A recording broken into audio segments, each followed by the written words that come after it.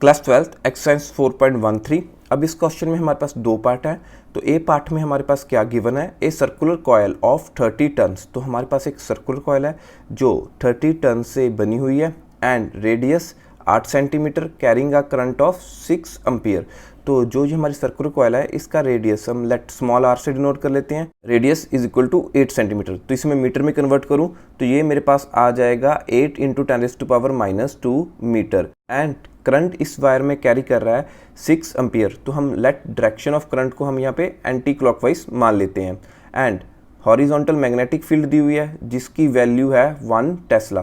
Field को denote कर लेते हैं कैपिटल वी से, इसकी वैल्यू दी हुई है हमें 1 टेस्ला।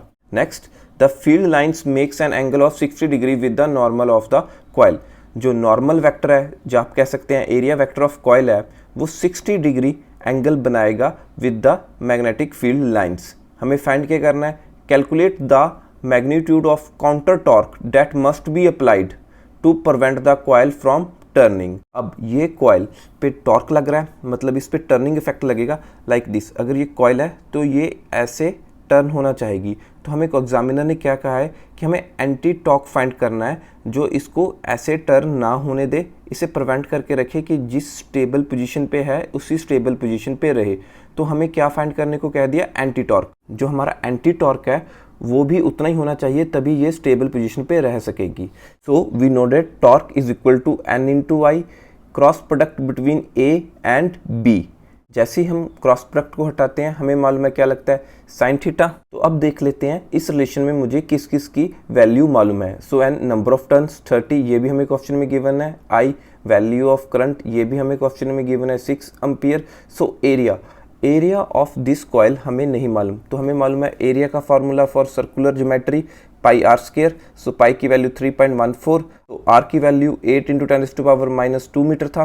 तो इसका होल स्क्वायर, तो इसे फर्दर सिंप्लीफाई करें, 3.14 इंटू 8 का स्क्वायर करें 64।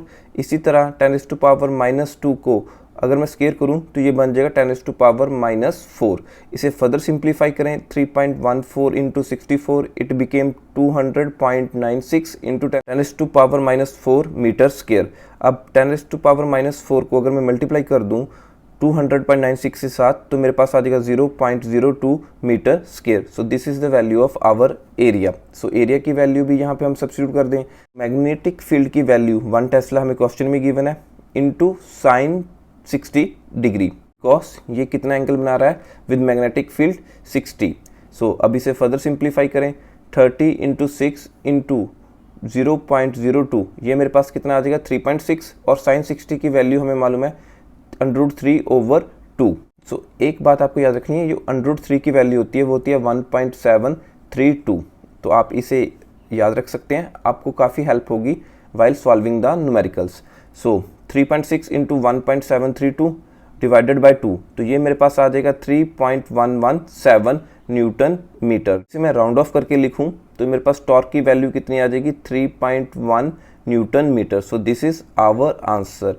इतना ही मुझे काउंटर टॉर्क और एंटी टॉर्क चाहिए to prevent the coil from turning. अब इसका बी पार्ट देखते हैं। बी पार्ट में हमें क्या कहा गया कि अगर मैं सर्कुलर कॉयल को रिप्लेस कर दूं प्लेन कॉयल से लाइक दिस और इर्रेगुलर शेप कॉयल के साथ, बट एरिया सेम रह रहा है इन शेप्स का। सो जो बाकी क्वांटिटीज हैं like number of turns, angle with magnetic field and value of magnetic field remain same. बाकी जो सारी वैल्यूज हैं वो अनअल्टर्ड रहेंगी। सो एरिया भी मेरे पास सेम रहेगा इस क्वेश्चन के अकॉर्डिंग।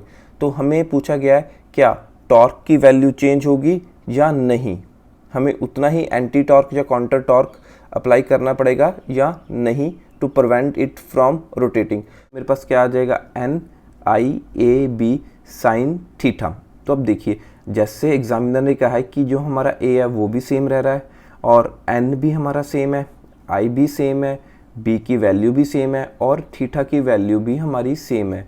तो जो हमारा आंसर आएगा for irregular shape having same area enclosed वो भी यही आएगा। तो हमें इतनी ही अमाउंट में एंटी टॉर्क चाहिए to prevent it from rotating. तो यहाँ पे हमारे पास शेप का कोई इफेक्ट नहीं है। No, our answer will not change हमारे बी पार्ट का। Thank you for watching the video.